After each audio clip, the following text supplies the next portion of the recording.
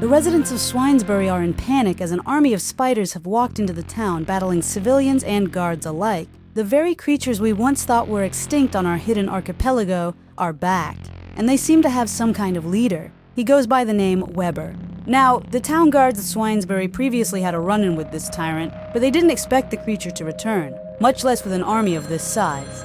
Oh, it seems like we have an urgent update on the issue. Wait, slow down. The mayor? How did they manage to make it there? Oh no. Folks, I have just received word that the mayor of Swinesbury has fallen. This is truly a dark day for us all. I have also just received word from the Queen that effective immediately, Palace City will be issuing a curfew and gathering its defenses to attempt to send aid to Swinesbury. This has been Jeno at Channel 15 News. Back to you, Tim.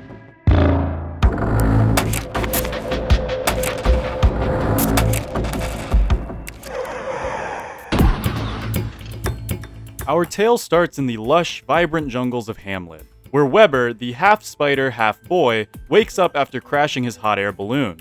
Why was he up there? Well, he can't quite remember.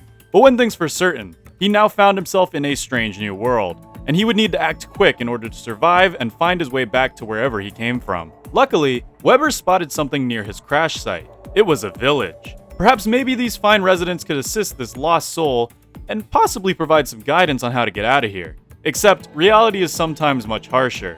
The pigmen and pigwomen of this village immediately began panicking at the mere sight of Weber, and despite desperate pleas, he was struck and pushed out of the town by the resident guards. They wanted nothing to do with him, as he was a monster in their eyes. Cold and hungry, Weber was forced to figure out an alternative method of surviving the night. Weber searched his crash site and found some spider eggs, and upon realizing that he had packed away these spider eggs, his original purpose for being on that hot air balloon was made clear again. You see, Weber had been battling with the pigs for so long in a battle that the pigs had started due to fear and hatred, and eventually, he got word of an ancient group of very elevated islands that housed the heart of all of the pigs' corruption and greed, Swinesbury and Palace City. He had crashed here while looking for those two cities, and it seems like things fell right into place. Weber now knew exactly what to do. Hello, Truffleston. You said to come over at once, so go on then. Spit it out. Yes, milady. I'm afraid one of my citizens saw that tyrant who waged a battle on our distant cousins down below. Weber, I think his name was. That rapscallion from the Belowlands? How in the constant would he make it up here? I'm afraid he's learning. I sent out a search party in the night after the disturbance, and we came across some sort of broken flying machine. This is bad. Really bad. Keep this to yourself for now and silence anyone who saw him. We don't need this mongrel eating into our profits. Yes, my queen. Glory to the pig nation. Weber picked a spot secluded by forest right outside of the town's rural area, and began building up his spider army. Luckily, the cover of the forest allowed Weber to grow relatively undetected.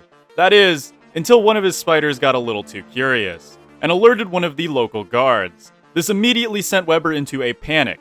Knowing his cover was blown, he swiftly went up to deal with the guards.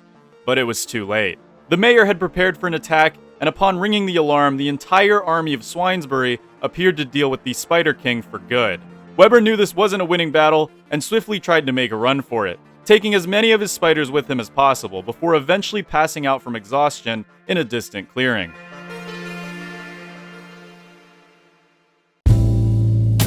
Sir, we believe the threat has been dealt with. Many of the spiders have been cleared out, and Weber has been dealt a fatal blow. Excellent! The Queen will be delighted to hear of this news. You can send the rest of the reserve back to Palace City. Business should run as usual again here. And go ahead and lift that lockdown. Yes, sir. The next morning, Weber awoke, still exhausted and incredibly wounded, but alive. It seems as though an intense fog had prevented the guards from tracking him down by moistening his footsteps and obscuring their vision. Weber slowly, very slowly, made his way back home, only to find that it had been ransacked and all of the nest wiped clean. An absolutely fatal blow, but one that only succeeded in filling Weber with determination. Determination to wipe out this hateful and profit-driven species and create an era where he and his spiderkin would finally be safe. And luckily, that vision was still obtainable, as the spiders he ran off with quickly began repopulating the barren nests. Weber also had just been given some new technologies left by the unwelcome pigmen, a weapon. Weber's next plan of action would be to strike at the supply chain of the nearby city. He didn't exactly know yet which city this was, but he knew both of them relied heavily on import and export. So Weber once again grew his mighty army, and prepared for the first full raid of the suburbs. What followed was an overwhelming victory for Weber. He and his army swiftly rushed through every outpost, doing as much damage as possible while taking as much as possible for himself as well. A temporary victory, but a victory nonetheless. Mayor, You will speak when you are spoken to, boy. I'm sorry, sir, but there really is something you should hear. It's about the farms. Well then, speak. I don't have all day. Some spider-like creature with a small army of spiders came out of nowhere and wiped out everything. I'm afraid it'll take us a while to rebuild. Oh, this is news to me. John, take care of this mistaken citizen for me. I need to make a call. Yes, sir. Wait, what? No!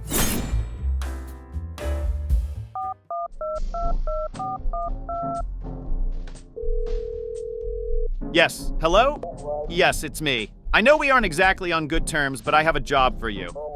There's a criminal that I need gone as soon as possible. Yes, you will be paid adequately.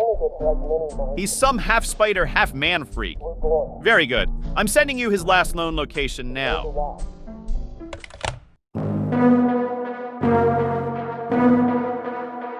Weber was out for a stroll in the jungle late one night, but was interrupted by the sound of rustling leaves. He was being followed.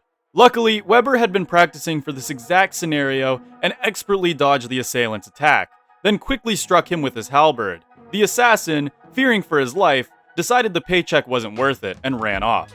This encounter only infuriated Weber further. Weber realized there would be no peace until either him or the pigs were gone. He made his way back to base camp and began plotting. It was finally time. Weber had drawn a crude map of the nearby city and began laying out siege preparations. His goal was to strike hard and fast at the outskirts of the town, destroying farms and other resource-producing landmarks before creating a giant silk wall around the city to ensure nothing can get in or out. But planning isn't the hard part, it's doing. And now, it was almost time for the hard part. Weber created some plate armor out of the scraps gathered from fallen guards during his last raid and shaved his silky beard, before resting for the rest of the day. Weber gathered as large of an army as he could and immediately began his assault. One by one, outposts fell and were replaced by new spider nests, allowing all of the resources to go to Weber instead of the stingy pig citizens. And finally, upon the final guard tower falling, it was time to construct the wall. Slowly but surely, a great wall of silk was built. Weber managed to do this all in one day as well, giving him plenty of shock value to ensure that as many pigs are trapped within the city as possible. The siege was now officially on.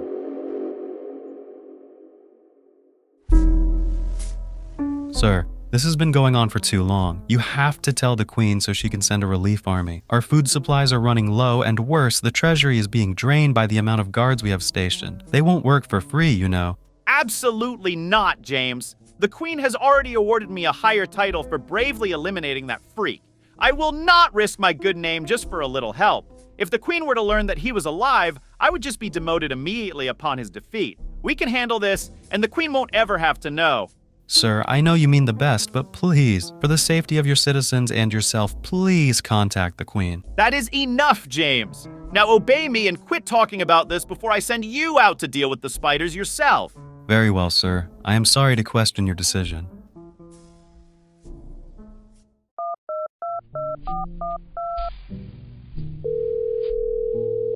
Hello, is this Jenna with Channel 15 in Palace City? I have a very large story to give you, but I request to stay anonymous.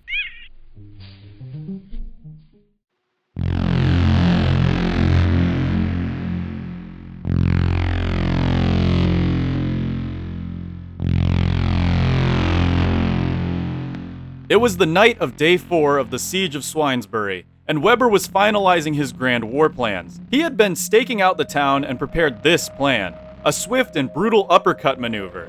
This house in particular was his target. He had found out that this was the mayor's house, and his defeat would demoralize any of the remaining guards and citizens, who could then be pushed north into the northern spider wall. With nowhere to go and limited resources, this battle should be over in a day, or so Weber hoped.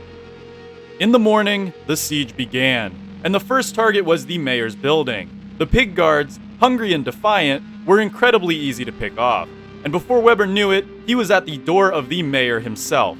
After breaking in with his spiders, the mayor fell easily. And with the current news coverage this was getting thanks to Palace City's news network, it succeeded in spreading mass fear and demoralization throughout the city. The rest of the siege was a cakewalk, and before he knew it, Weber was now the owner of Swinesbury, and with it, all of the knowledge that its residents had. Weber immediately began pillaging everything he could, but upon reaching the mayor's office, he found some interesting things. A key to some shed, and a few scrolls. The scrolls were the most interesting to him. Apparently, there was a hidden society of insect-like creatures that existed in the deep jungle, and these creatures were actually allies to the pigmen, allowing them safe passage in and out of the jungle if they wished. To Weber, this meant another enemy that must be eliminated. The other scroll, however, was harder to decipher, but spoke of an ancient evil, an evil that was only being held back by a ritual that some strange cult did in the ancient ruins. This didn't mean much to Weber at first, but then he saw the recipe to make a device to commune with this ancient evil. Remembering that he himself was called evil and vile by the pigmen even before he began the battle, he saved these blueprints to hopefully gain a new ally. Oh yeah, he also found a detailed map of the surrounding archipelagos, a huge score.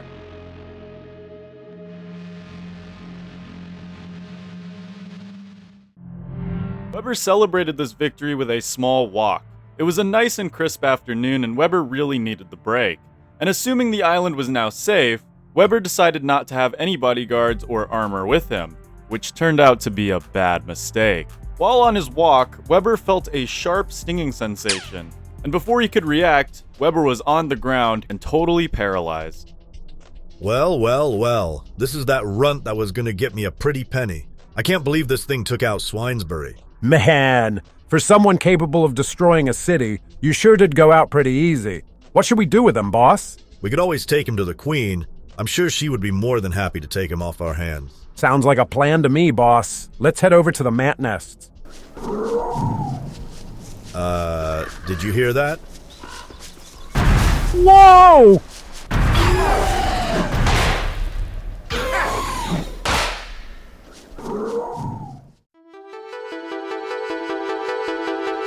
Weber woke up in some strange nest, next to an even stranger egg. But worst of all, he had nothing with him. No armor, no weapons, no tools. Weber was alone in an unfamiliar environment. Weber decided to take some time to search the area, and much to his surprise, he came across a huge nest of tall birds. Weber remembered dealing with these in the below lands. He also remembered how territorial they are. Seeing no way to pass the tall birds, Weber set up a fire and rested for the night. Weber was getting hungry, and the only food on the island was the resident tall birds. Luckily for Weber, he was able to craft a spear, and he still had his combat skills. Weber expertly took out 2 of the tall birds, giving him a beautiful feast of steak and eggs. But he was still stranded, and the hope of finding a way out was dwindling. Weber began to worry about his newly conquered city. What if the guards took it back? Time began to pass, faster and faster. Weber was growing more and more homesick as the days went on. Finally, something happened. That strange egg that Weber had been watching over hatched, and it turned out to be some sort of person-sized bird. Weber, realizing that the bird was just big enough to ride on, hatched an idea in his head. He hopped on its back and started barking orders, and eventually the bird understood, and Weber was now airborne yet again. Well, you requested a meeting, Mr. Gibbons. What is it? Yes, milady. I have a plan to eliminate this Weber completely. I served in the Great Spider Monkey War. I know a thing or two about how they fight. If you give me some men, I can besiege Swinesbury for you. This is an interesting proposition. Can you guarantee this tyrant's end?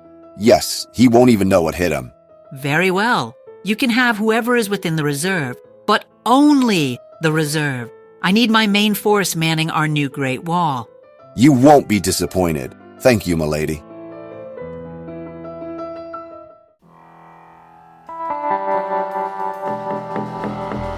The bird that Weber took off of the island couldn't go on any longer, and dropped Weber down to the ground. But as soon as he got up, Weber immediately began to wonder what island he actually was on. He began searching around and found a pig guard stationed. This wasn't good. Was he on Palace City Island? Luckily, the pig guard went down without too much trouble. Weber was all too familiar with fighting them now, but the question was still up as to where he was, and if his newly acquired town was still under his control. Weber saw a faint light in the distance. It was Swinesbury, and thankfully, it was still under the control of his spider friends. Weber took a moment to enjoy the reunion, but the happiness quickly turned into determination. Weber was going to wipe out the Manse for good. Weber had remembered that his attackers were talking about using the Manse to travel safely between the islands, and Weber wanted to ensure that his city would be safe. He took off his ragtag armor he had made while stranded and put on some real armor and recruited some spiders, before heading off into the jungle to look for the Manse. It wasn't long before Weber made contact with the hidden species, and he quickly made his way into the belly of the beast, sweeping room by room and eliminating every bug person he could find, before eventually stumbling into a strange room that seemed to lead deeper. Weber and his army kept on moving, and eventually made it to what seemed like the queen of this strange species. Defeating her would mean absolute victory over this battle, and luckily, the battle wasn't hard. Being bugs, her men were kind of stupid. And upon her defeat, Weber took her crown and headed home to enjoy his complete victory over the town of Swinesbury and its island.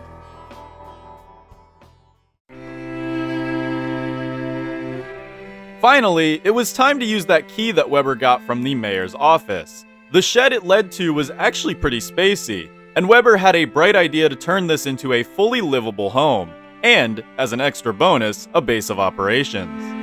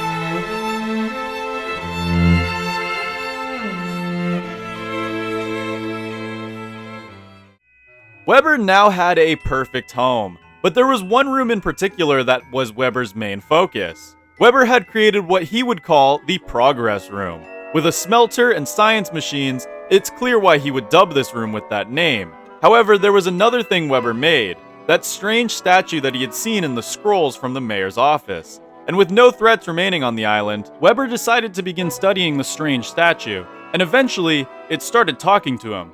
Well, talking is a pretty broad way to say it. It really started affecting his dreams, telling him to create two strange things, an amulet and a strange staff. Weber, excited to finally make an ally in this battle, decided to quickly make the two items. Upon putting on the amulet, everything became scarier. The statue began talking fully to him, telling him to hold the staff into the air. Weber, fueled by both fear and determination to find a new ally, obliged.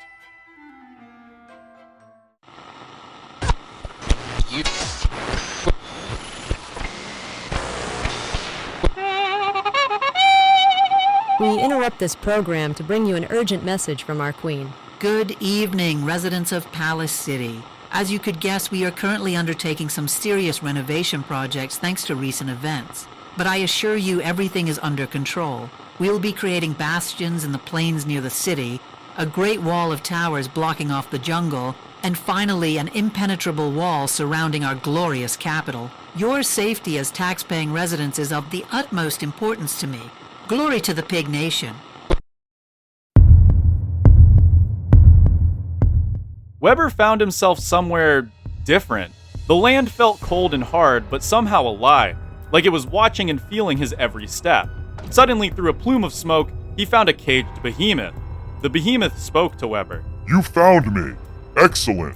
I've been following your battle against the pigmen, and I have to say you are doing great work, ridding the true evil of the world.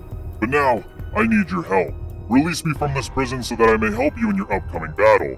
You are going to need it. Weber seemed hesitant, primarily at the fact that he was a 30-foot behemoth, and the only thing preventing him from squishing Weber like a bug was the walls between them. But before Weber could blurt out a sentence, the entity talked, almost as if reading Weber's mind. Do not fear, child. I too have a deep hatred for the pigs and their disgusting ways. We have a common goal, you and I wish to do nothing but help you. In fact, here is an offering. A sword made with pure shadow magic, one of the strongest weapons you could have. With this, you can slice through the pig guards with ease, and upon my release, I will share even greater knowledge with you. Weber truly believed the giant. Whether out of naivety or desperation, he struck the walls down and released the entity, before it eventually disintegrated into nothingness. He thought he was tricked until he eventually heard it blurt out one last line. At last! Freedom! Thank you, child. Now go. I will be in touch soon.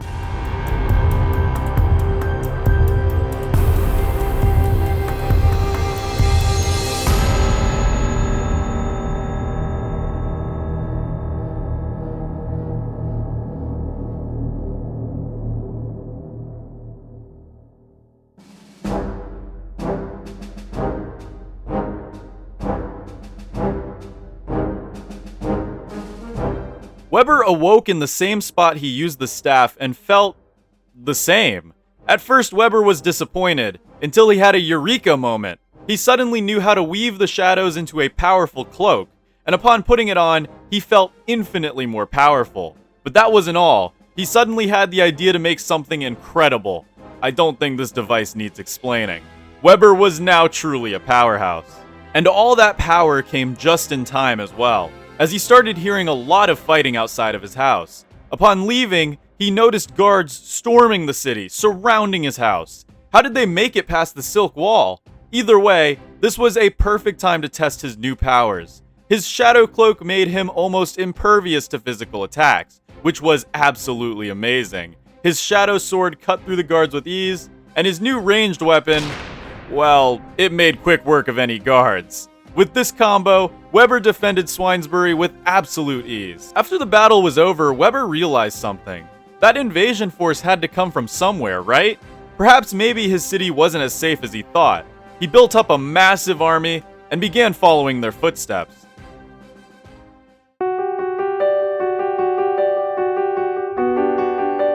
Queen! Queen! Yes, spit it out already. What is it? It's him, my lady. He's invincible. My men just couldn't cut through whatever cloak he had on. I don't know how he could... Good heavens, what was that? Weber and his army had found the Great Wall of Palace City, and the grand battle was here.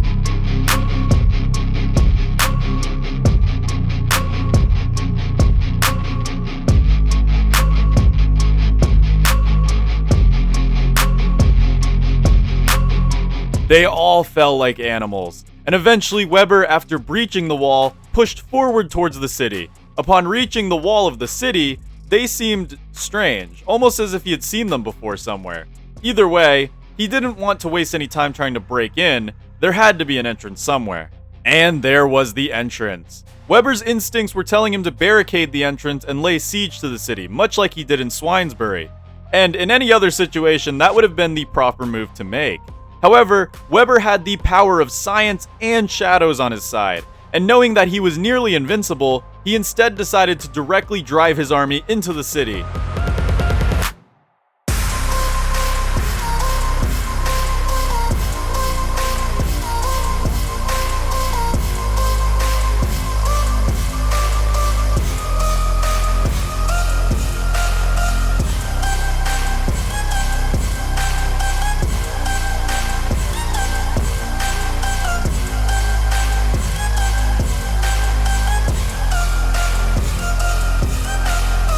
After a brutal city battle, Weber went off on his own to find the queen.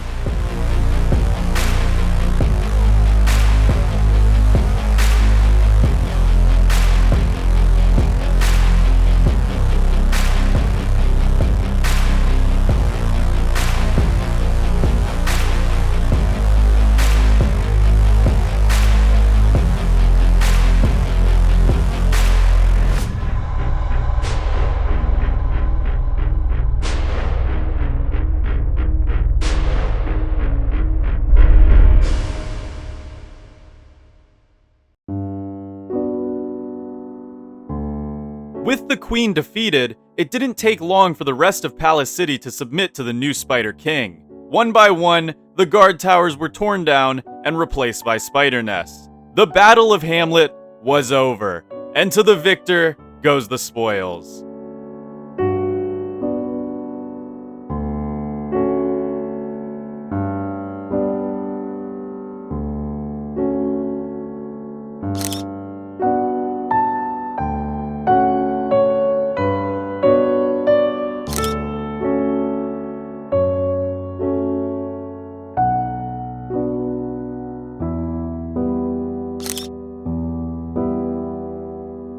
Not all stories have happy endings, though.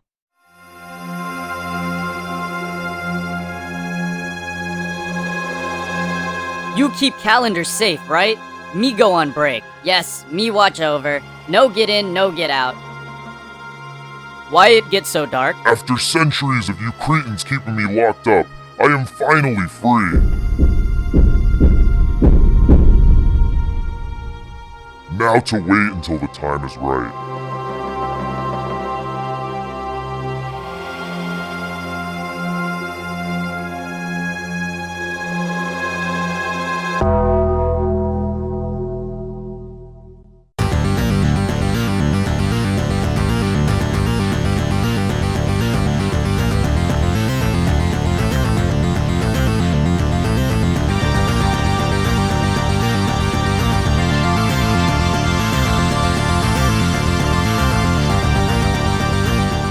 Ancient evil had betrayed Weber, and things began to look very bad in Swinesbury as a very sinister eclipse fell over the land and a giant possessed robot attacked Weber.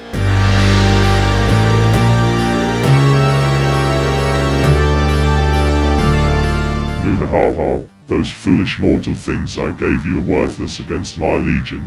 You will fall, as all the barbarians before you have.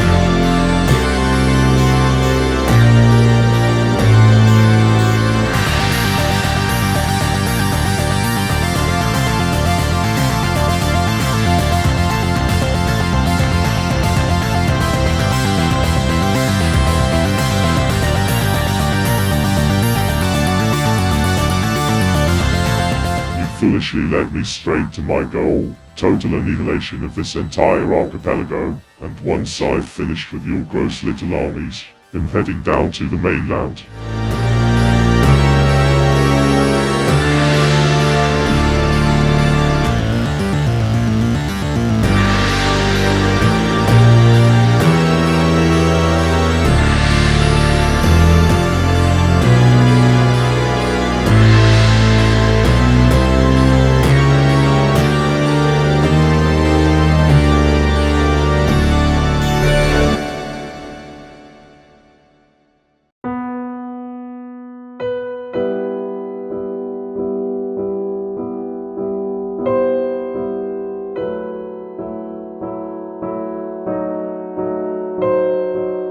Weber did everything he could, but in the end, nothing could defeat this evil spirit's metallic new form. And so just as quickly as Weber rose to power, he fell. Swinesbury was annihilated, and shortly after, Palace City. Life would soon become devoid on the archipelago, with only remnants of the once great cities reduced to dust. And now, the below lands were in danger, as the ancient evil began to strengthen itself.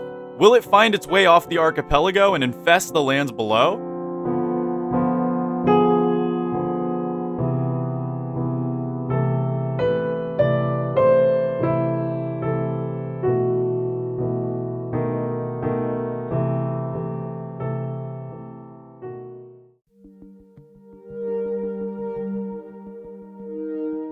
Hello everybody, Polarlotus here.